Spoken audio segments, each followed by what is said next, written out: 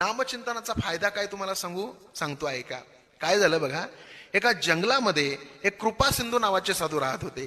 त्या साधूचं काम एकच होतं, त्या जंगलामध्ये पांडुरंग परमात्म्याची मूर्ती ठेवलेली होती आणि त्या पांडुरंग परमात्म्याच्या मूर्तीसमोर ते साधू भजन करत होते.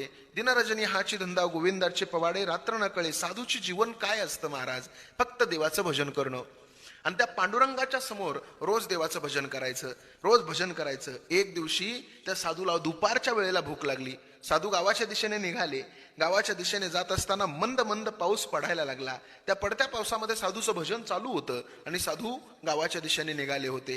गाव आता काही अंतरावर होतं, परंतु गावाच्या अलीकडे एक साधूला हॉटेल सापडलं. हॉटेलमध्ये गरम भजे काढायला चालू होते, हॉटेलमध्ये गरम चहा काढायला चालू होता.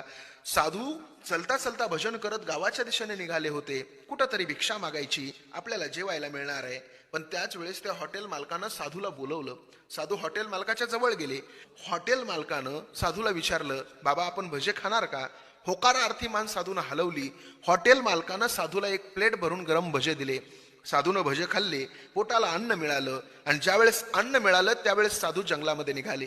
जंगलामध्ये जात असताना पुन्हा भजन करायला लागले. मंद मंद पाऊस चाललेला होता. भजन करत करत साधू जंगलाच्या दिशेने चालले होते. परंतु त्याच रस्त्यानं एक नवीनच 4 वर्ष लग्न झालेलं जोडपं आलं होतं.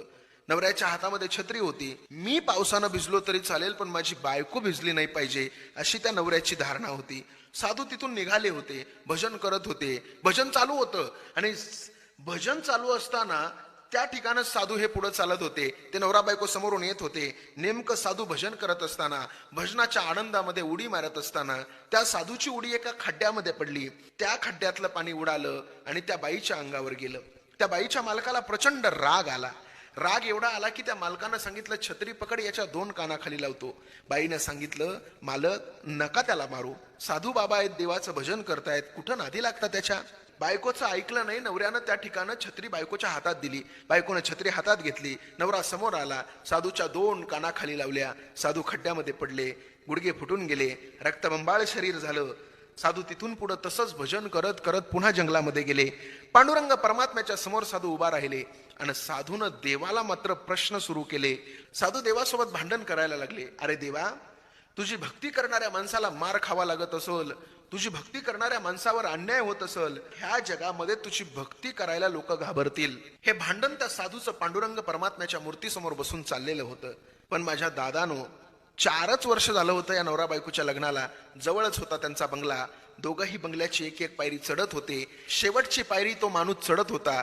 ज्यावेळेस तो माणूस शेवटची पायरी चढत होता त्यावेळेस त्याचा पाय